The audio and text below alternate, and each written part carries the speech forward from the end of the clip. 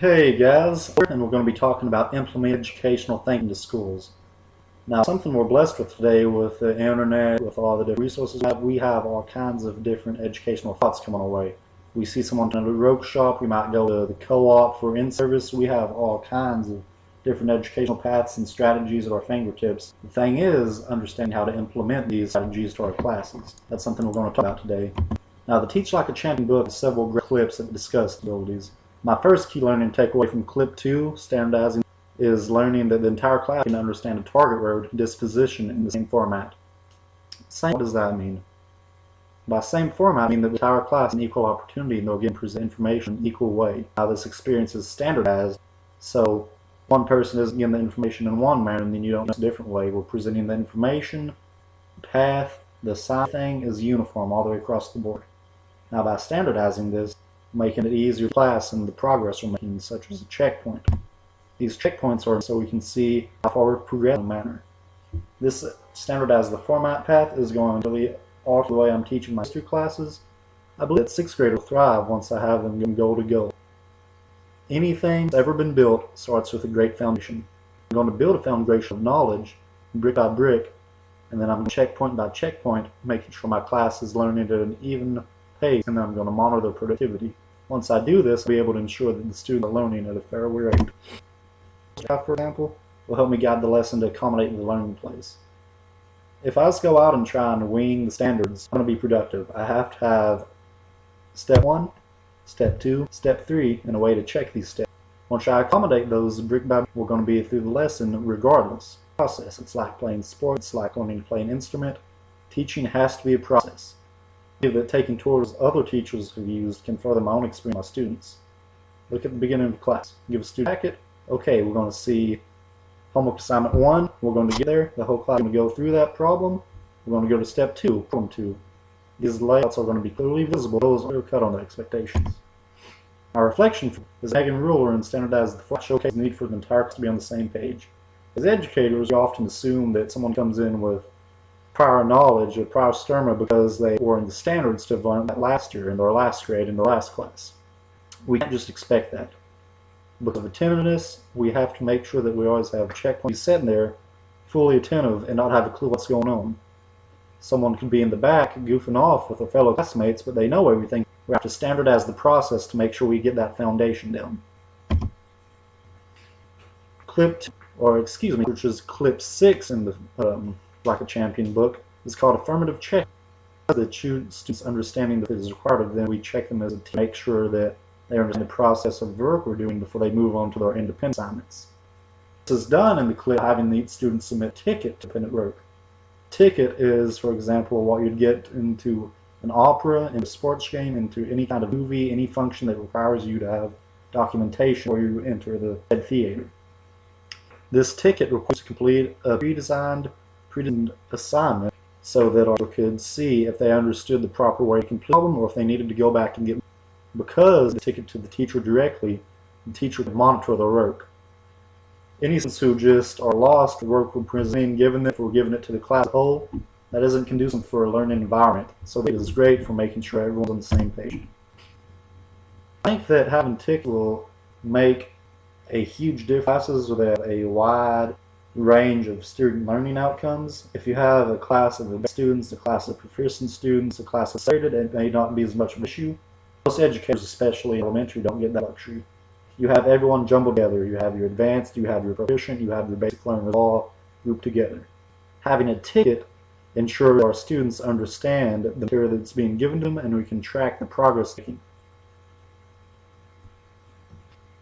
I believe that a predetermined packet of homework can be not easily left at my desk. This homework will have a question drawn out of it and changed manners that will be the same. This question will go on the ticket for my homework assignment. Now, on project days where students are going to be grouped up, this is going to be because students can check each other, take some of the burden off me from checking, say, 25 to 30 students per class. Having students as a checker will really speed up effectiveness in this. We have to do it in a way that doesn't rub students the wrong way, because they're never the checker, or you can't make it a reward to make some students feel more special than others. The system of affirmative checking may be used during project work because these concepts need each student to teach each other as much as they need me. Learn from one another as much as they learn from the teachers. However, you have to communicate what's going on and having sample questions in front of them or them on more complex work. We must understand everyone has a different learning pace from everyone in this master's class. Students are going to have different learning pace from one another. A checking place will allow students and educators to understand exactly where they're on the material. There will be no guesswork because it's going to be one student handing you the sample question, and you're going to be able to go from that, say, okay, you understand the process, or you do not understand the process, go back on it. This is going to require a class. A fluid classroom with people coming up from points means it's going to be more chaotic than the traditional setting around. Students must proceed in that foundation for that. Out is clip 9, the third case study to teach like a champion 2.0. Dave Jaskast didn't let T have the lesson whenever he was instructing as she didn't answer. Helping students out fosters a culture of learning.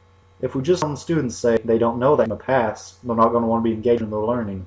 They feel like there's an expectation for them to learn. We have to turn I don't know into a success, ensuring the students who won't try or can't answer practicing it right. This clip is terrible because most teachers don't think of a question to a student who doesn't know. If we're in the middle of class and we ask someone in the back, head is down, they say, we usually move on to the next student. That just naturally is. But if that student says they don't know, we make the student beside them, help them by giving clues that force all parties involved to be an educational process. Making students aware that they're going to have to be asked over and over again, even if it's through other students helping them, makes it easier for everyone involved towards the actual correct answer rather than just trying to be uninvolved in class. It's far less incentive to refusing to try if it doesn't save any work. We're still going to call students. We'll still have to put the work forward. So why not answer right on someone else and they won't have to worry about it? It's more conducive for the proper education. It's going to have everyone involved. This is going to be history classes. History is something students tend to associate with knowing the facts or not having adequate knowledge. In other words, students know the dates, they know who the individual was, they don't know any of it all, so they won't even attempt it. Having students who are reluctant to answer to be asked about a class will ensure involvement. This will instill the culture of learning, and this is going to be more beneficial than work for the correct answer because it won't let you off the hook. Students can't just go through class, just hanging out, just getting the passing grade. We have to ensure the students are, if not, we'll do this to them and a disservice to ourselves as educators. I believe this is something that our school system must strive to do better in as we're giving too many free passes. We're just carrying strong and letting them hang out. If we incentivize them to be involved, that helps eliminate some problems we saw in classrooms. Now my clip reflection. Understanding that expectations in other classes means they don't get complicit when asked a question, but if we don't allow an opt-out, it doesn't happen in other classrooms, at least we can ensure in my classroom, in your classroom, whatever classrooms we're not allowing an opt-out, it will ensure engagement in their education. Now this is going to be a topic, but students will want to push back. We are going to have to get them engaged because they're not going to be used and they're going to be apprehensive being asked questions, being prodded, being told they have to if it's with the help of another student. Once to that point though, it'll be great because students will be involved in their education and they'll be working to better themselves. This is something that providing assistance for the students who are unused to classroom involvement, it's going to be great for. They're more involved in reading, more involved in talking, and improve their social skills through communicating with other students. It's all around the win.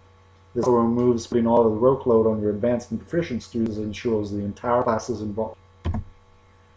These are my reference pages. I completely use them.